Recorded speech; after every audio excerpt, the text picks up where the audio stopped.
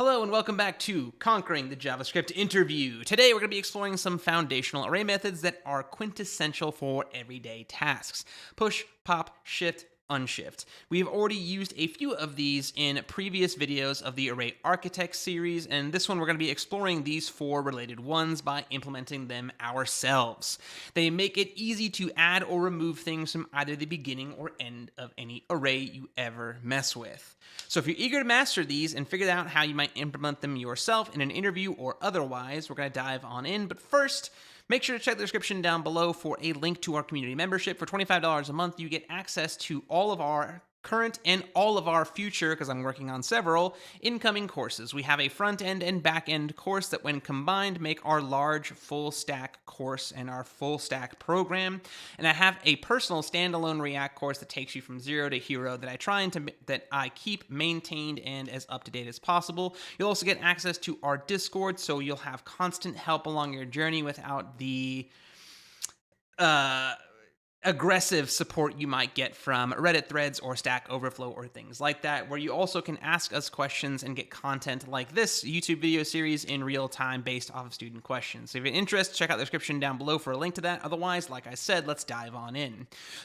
Did you know? From the very early days of JavaScript, these methods of push, pop, shift, unshift have been kicking around. They're like Swiss Army knives that you're wanting to juggle array items with, you know? They're like JavaScript BFFs in so many words. We've been jamming with these things since like 1997, way back in ECMAScript 1. They are pretty much classics in the JS world, so I figured it's worthwhile to, if you never thought about it, how do we implement our own, right? So push, we append one or more, that's something you always forget as a newbie, one or more elements to the end of an array. Pop removes the last element from the array, and then we have shift removes the first element from the array, and unshift adds one or more elements to the beginning of the array. So remember, push and pop are your end, shift and unshift are your beginning array methods. And that's really the difference between them and a little bit of history about them. So in this one, it's kind of rather short and sweet. As always, I have a prompt here that you can also find inside of a CODEPEN linked beneath this video in the description, so check that out if you need it. But yeah, we're going to be manipulating some arrays. We can just do an array of numbers to keep it simple. It doesn't really matter. I have some tests here for y'all to run through if you want to go with it. So yeah, let's dive on in. We are going to add a new prototype to the array object for this code space. Remember, I don't recommend you ever do this in an actual project because modifying existing or adding new array methods is not going to be very good for a team to work with. Even if you are documenting everything, can lead to a lot of confusing and messed with code. So I advise you don't do this, but again, it's something cool to know how to do, something important to know how to do for interviews and to show off that you know your stuff, right? So let's start with the end. Let's start with the push and pop methods. So we're going to make one called custom push. We're going to assign it a function so we can invoke this method down the line. And like I had said, we need to be able to accept a comma-separated list, and not necessarily an array, a comma-separated list of elements we wish to add to the end of an existing array. So we can use our REST operator to grab into an array of our arguments. So basically we take a comma-separated list of stuff, meaning it would look like this. We'll say push array is an array of numbers like that. And what it's going to do, for example, is when I call my custom method, custom push, we should be able to provide, for example, a comma-separated list like that. Oh, this will go at the end, right? Or this will go at the end here. So let's do like 6 and 7. There we go. So this should be able to accept a comma-separated list, and rather than dealing with individual arguments, because we don't know how many elements a user may wish to add to the end of a given array, we are going to grab all comma-separated values using this REST operator that grabs all these things and gives them to us as an array. That means if we have an array, what we can do is then loop through this sucker, no problem. Let I equal 0, I is less than elements.length. Because remember, we're looping through the elements we want to add, not the array itself. Hence why we are not doing the common this.length we've seen over and over again in this array architects series. However, these do modify the original array, so we're going to reference the array with the keyword this. Remember, the keyword this in JavaScript typically gets its context from the thing furthest to the left. In the case of the keyword this inside of this array object prototype we're working with here, it will be the array we're trying to modify, aka the push array variable I've made down there. We are going to say at the end of this array's length. And remember, the length of an array is its final index position plus 1. That's why we can say, hey, at the end of this array, which we know will be its length, I want you to add the list of elements I want. Each element from this loop becomes the new last thing at that index position, and the length will grow from there. And I believe the specs have it so that it will return to us the length of the array as it grows through our list of elements. So with that in mind, let's go ahead and console log our push array right here. And yeah, no problem. It took the input of 1, 2, 3, 4, 5, a number or a array of numbers, and it added the numbers 6 and 7, no problem. Whether I do one arg or multiple args, it shouldn't matter. We get the correct console log for ourselves right up yonder. So okay, let's see if we can take this. Actually, I'm just copy all 3 of these here. Paste. I'm going to rename this one to pop R. And let's go ahead and make ourselves a custom pop method. So we're going to say, hey, I want to add a new object method to this, or this JavaScript object of the array type. We're going to say custom pop is going to be a function we assign. For once, we're going to take no parameters. It's literally just going to be a method we're going to be invoking on our arrays like that. And it should simply pop off the last element of the array, make sure the array properly shrinks and returns that element to us. Remember, the pop method will return the element that it popped off the array. So we're going to say, just for some edge cases, if the length of the array is currently 0, we need to return undefined or something like that. We got to make sure we do an early return because we can't move into negative index positions or negative lengths. And I want to make sure I have this accounted for, that the array has nothing in it. I don't want to cause problems, so we're going to return undefined because there's nothing to remove.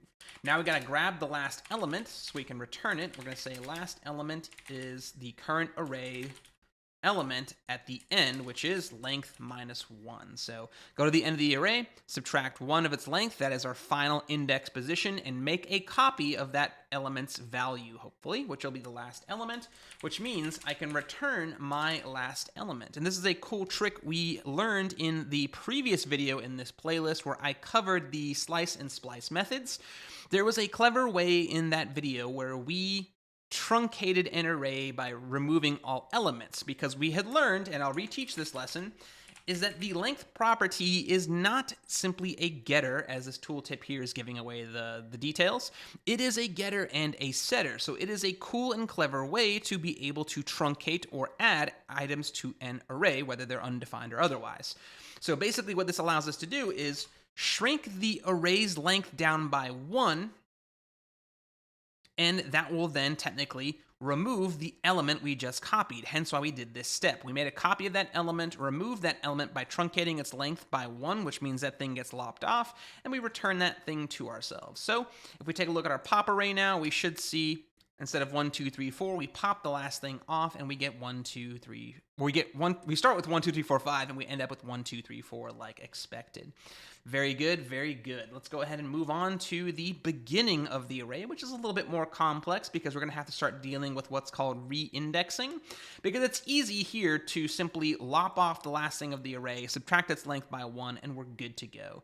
In this particular case, its length will just grow naturally with how arrays work by adding new elements to the end of the array, and it's no big deal. But what happens if, for example, we take this input array of 1, 2, 3, 4, 5, the combination of my luggage, and let's say we remove the number 1, which was the index of 0. Oh, I run into this problem every single time I do this.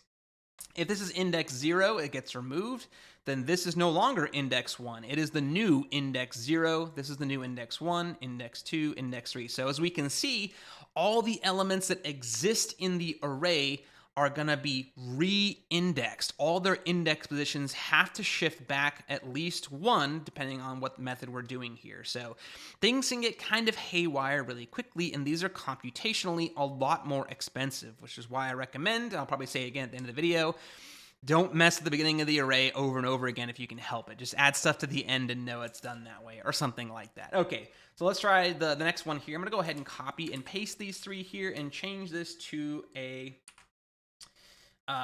we'll change it to Shift R instead of pop R. Okay, so here we go. We're going to add a new method to our array object in this code space called custom shift. We're going to assign it a function that will take no arguments because it is going to be kind of like pop, since we just did that here. We're going to do the same thing where if the array's length is nil, it's 0, it's zilch, we got to make sure we account for that to say, hey, there's nothing to shift off of this array right now because there's nothing to shift off this array right now because, well, there's no length, so it's return undefined. So just like our pop method returning the last element, aka what it popped off, we're going to have to return what we shifted off of this array. So we're going to be returning the first element. So just like we did with the last element in the pop method, we're going to grab the first element by simply grabbing it as such. That's an O, Luke, not a 0. Come on, man. And that grabs our first element. And as you might have suspected, we're going to have to, at some point, truncate the length of the array at least by 1, and then return our first element. Surprise, surprise, that's the code we're going to be going for here. And you're wondering, that looks a lot like the pop method, except it is done with the first element, and that's really about it. But don't forget, every single thing, if we're unshifting, or rather shifting 1 out, we have to re-index all these values and then shrink its length by 1 to account for that. So what we're going to do is we're going to have to loop through the length of the array before we truncate its length. We're going to loop through the length of the array, and we're going to have to simply reposition every single element back 1. So we're going to say, hey, the new element at this index will be whatever the next one is. So like I said, this is going to take all elements and then shift them or re-index them back 1 position to make sure we account for the thing we're going to remove. So everything gets shifted back 1. Everything gets shifted back 1. We made a copy of the first element and return it, and that's all we got to do. So if I say, hey, custom shift on this one, please, and take a look at the shift array, 2, 3, 4, 5 is the answer we're looking for. So the 1 gets shifted out, and then we shift everything to the left by simply moving every element at its current position to the index -1, basically. That's what this logic is doing here, right? So, you know, a little weird to look at first, but you get used to it the more and more you mess with these. So yeah, that's our custom shift method. Now, finally, moving on to the one that will be a little bit more work, and it'll actually be a lot like what we did with splice in the previous video in this little array architect series. So make sure if you haven't watched that, go check it out. I'll try and remember to put a comment or a description down below so y'all can find it. Just hit me in the comments if I forgot to link it and you can't seem to find it. But this playlist, I know, is always linked in the description, so you can probably scroll through and find it. But either way, let's do the same thing I've always done, which is copy and paste these 3 right here. Nope. And we are going to rename this to the Unshift R. And we're going to be unshifting some elements here in just a moment. We're going to go ahead and modify the prototype for this code base. We're going to call this one custom unshift, just to be consistent with everything we've been doing so far. This will be a function that, just like our push method did, is going to accept a comma-separated list of values we wish to add at the beginning of an array. And we're going to use our REST operator in the exact same fashion to grab all those values, all those parameters into an array we're going to call elements. Now, what we got to do is we need to get the length of the array, get the length of the elements we wish to add, and then basically loop through both, where we're going to reassign new values, reassign index positions, and return the new length of the array. I believe the specs are written to do so, where it returns the length of your new array. So let's see if we can get this working here. We're going to say the length of this array that we're working with is this dot length. That way we have that stored, its value stored somewhere, because we're going to be messing with it here in just a moment. Then we're going to get the number of new elements by, again, since our handy dandy rest operator gave us this as an array of parameters and not just a comma separated list anymore, then we can grab the length of those by calculating it or asking for the getting property of dot length on it and storing it into a variable to use down here momentarily. So we're going to have 2 for loops. Like I said, we're going to have to loop through these things in order to unshift these elements around. So what I need to do is kind of like the opposite of what I did before, where we're actually going to start at the, I believe, the end of our original array and move everything over and reverse over it. So what we're going to do is let I equal length minus 1. So like I said, we're going to start at the end index position of our original array. We are going to continue so long as it's greater than 0 and then traverse backwards 1 iterator at a time. This is exactly what we need to do here for this for loop. We are going to say that each element, or rather each thing at I plus new elements is going to be assigned what it was before. So basically, we are moving everything over to make space for what we're about to add at the beginning of our array, right? So we're starting at the end and then moving everything or shifting everything over a number of times of how many things we wish to add. So we move everything over 1 space, which is exactly what we technically did over here in the reverse fashion. We're going to be moving everything over to the right or to a further index position, however many elements we are adding. So like I said, we start at the end of the array and basically shift everything over a number of spaces required to make space at the beginning of this array for however many elements we're adding, which is what this represents. Then we need to loop through the array of elements we want to add. So we're going to say loop through the number of elements we're going to be adding here. And then what we need to do is simply say that, hey, in the original array, we are adding each element itself. So this shifts everything, starting at the end, goes backwards and shifts everything over the number of spaces required, depending on how many things we're unshifting at the beginning. This handles the indexing of that whole portion. Then this will actually take the array itself and manipulate it in place. Big things. Remember, these are all mutable methods. They're all mutating the original array itself by saying, hey, these new spaces at the beginning that have undefined values are going to be each element we wish to add. So whether that's one or many things we're adding, that's what this represents. So if down here on the unshift array, I want to add a 0, we're going to say custom unshift, and we add a 0, that is 1 element. So basically, number of new elements in the array is 1, so that'll be 1. This will move everything over 1 individual space as well as its value, and then, so basically re-indexing everything. Then this will take the 0 and add it at the beginning, and that's all it will do. If I save, we get 0, 1, 2, 3, 4, 5. If I happen to also add -1, for example, at the beginning here, just so it's in the correct order. And if I save it, we should see -1, 0, 1, 2, 3, 4, 5. So in this case, this loop down here moved 2, or added 2 things at the beginning of the array. This loop up here moved all current values, 1, 2, 3, 4, 5, over 2 index spaces to make room at the beginning. And remember, specs say that this returns the length of our new array, and that should be all calculated and up to date for us. So there we go. That is these array methods in a nutshell. I'm in a nutshell. Just like before, remember to check the comment or the description down below for, I keep saying that incorrectly. Check the description down below for a link to our community membership. The CODEPEN that has the code for this video if you want to grab it. Remember, real life use cases for these are painfully obvious. You use them all the time. If you look up other videos here in my Conquering the JavaScript Interview playlist, you're going to see 2 data structures in particular, one called queue, one called stack, that leverage these methods heavily.